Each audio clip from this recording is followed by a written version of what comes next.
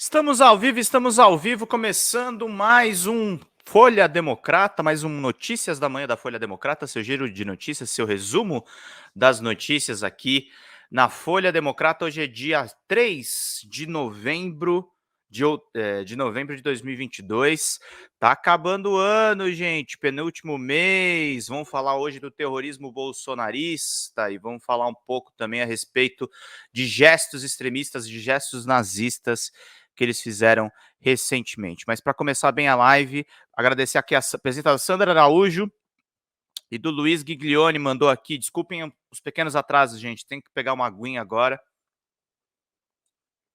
para poder manter minha voz aqui nas lives. Bom dia!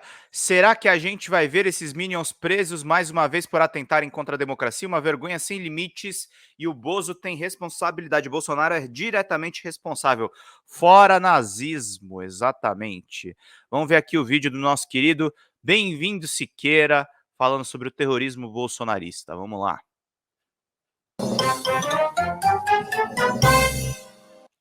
Olá, minhas amigas e meus amigos.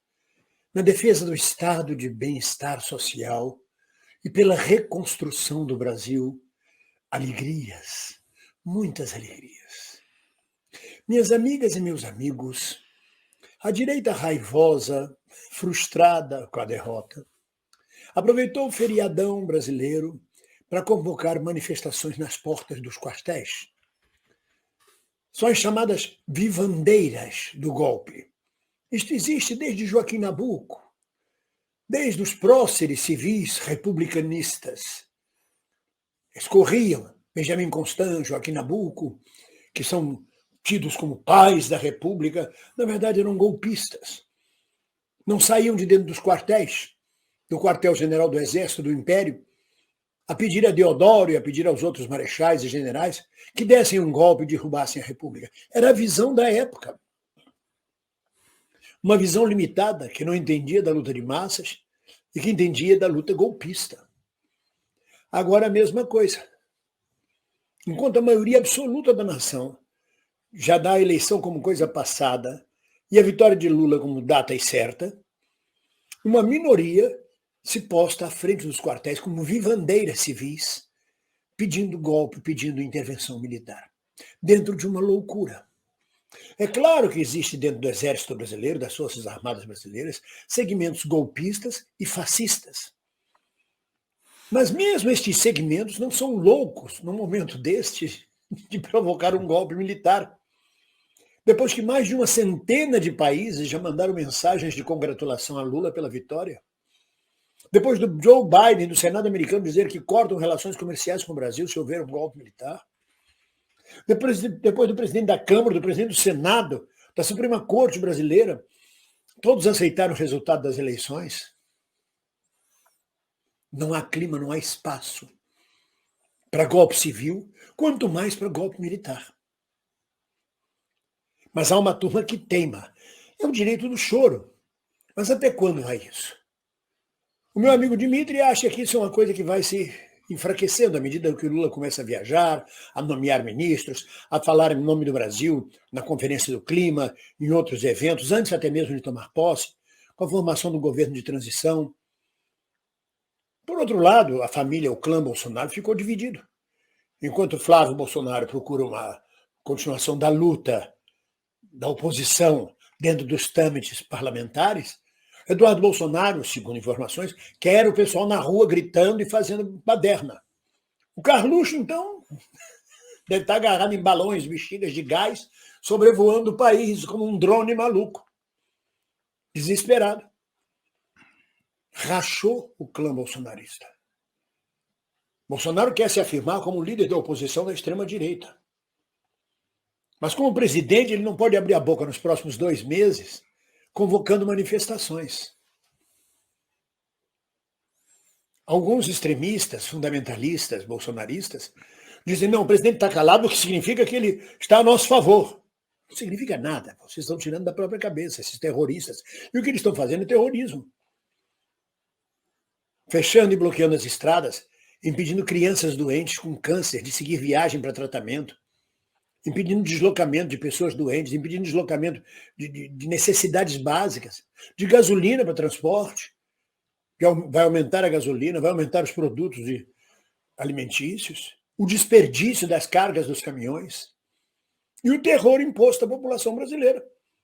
Porque, na verdade, quando você vem numa estrada, se você parar 3 caminhões, você fecha o movimento, fecha o tráfego. Você fecha o tráfego. Não fecha o tráfego, fecha o tráfego. E aí fica 60, 80, 100 caminhões parados atrás. Não quer dizer que aqueles 60, 70, 80, 100 caminhões parados atrás concordem com o fechamento da estrada. Mas, ao mesmo tempo, fica difícil para cada um que para atrás, brigar com o colega da frente. Porque são caminhoneiros. E aí fica fácil você fechar 500 pontos de estrada no Brasil.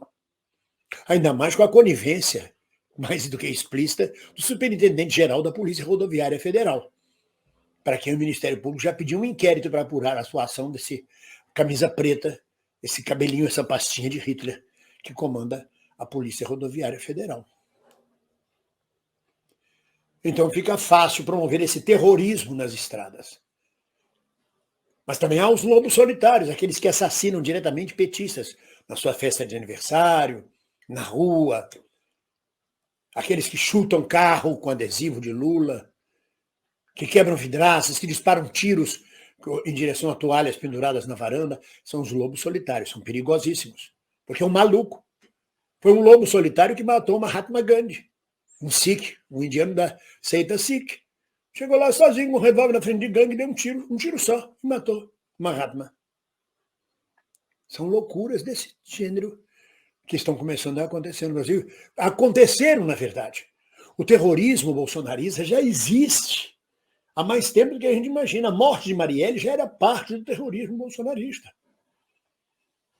Padres espancados já é parte do terrorismo bolsonarista.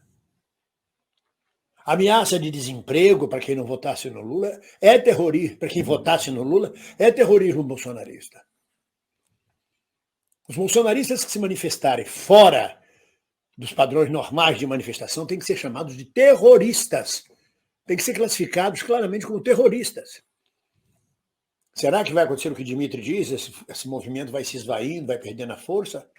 Ou será que Lula vai enfrentar 4 anos de movimento de massa, de manifestações nas ruas contra o comunismo, o Brasil não virar Venezuela? Não está acontecendo nada disso. Nada disso. Lula está transitando muito bem com a Faria Lima, transitando muito bem com os banqueiros, com o agronegócio, com tudo isso. E a causando confusão bolsonaristas. E a por ameaça, por terrorismo, por violência, são os bolsonaristas. E como é que fica isso? Quem sobreviver verá. Bolsonaro já fala em viajar para não passar a faixa previdencial. Boa desculpa. Uma semana antes de passar a faixa, ou 3 dias antes, ele viaja, sai do Brasil. Aproveita para fugir, para não ser preso em janeiro. Fica lá do lado de fora olhando o que está rolando, será que se eu voltar eu vou preso? Boa desculpa. Viajou para não passar a faixa presidencial. Mas, na verdade, viajou para fugir da cadeia. Será que o Carluxo, que não tem foro privilegiado, também vai fugir? Vai viajar? Carluxo não tem que passar a faixa. Carluxo vai sentir uma falta de não estar sentado no Rolls Royce presidencial esse dia 1º de janeiro. Tadinho dele. Oh, meu Deus do céu. Deus tenha piedade dele, coitado. Ai, Carlos. Essa risada minha vale por conta da nossa vitória. É uma risada de alegria e de felicidade. Mas, como diz o ditado, não devemos dormir sobre os louros. Portanto, vamos dormir, se tivermos que dormir, sobre os morenos.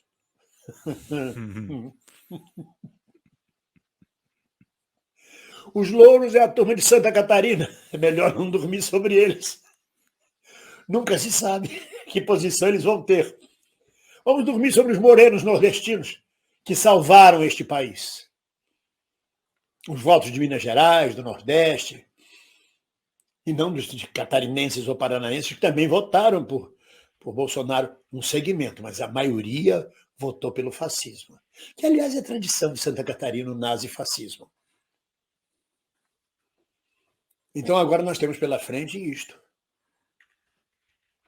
Se não há uma liderança, quem vai sair pelas ruas dizendo vamos para a rua, Eduardo Bolsonaro vai convocar isso? Pode ser preso por agitação. Qual é o líder? Mamãe falei? Não tem estofo. Bolsonaro já não vai ter mais o poder, já não tem poder. Por que ele não foi ao cercadinho hoje? Ele vai ao cercadinho amanhã? Vai se esfumaçando. Assim espero. Espero que realmente a gente não tenha que passar 4 anos vendo crescer e alimentar-se o terrorismo bolsonarista.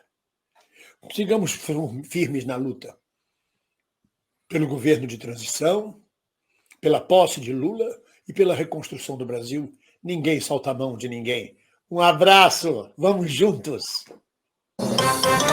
Maravilhoso, bem-vindo Siqueira com a gente, pessoal. Muito importante aqui essa fala dele para a gente ter forças para aguentar esses próximos anos.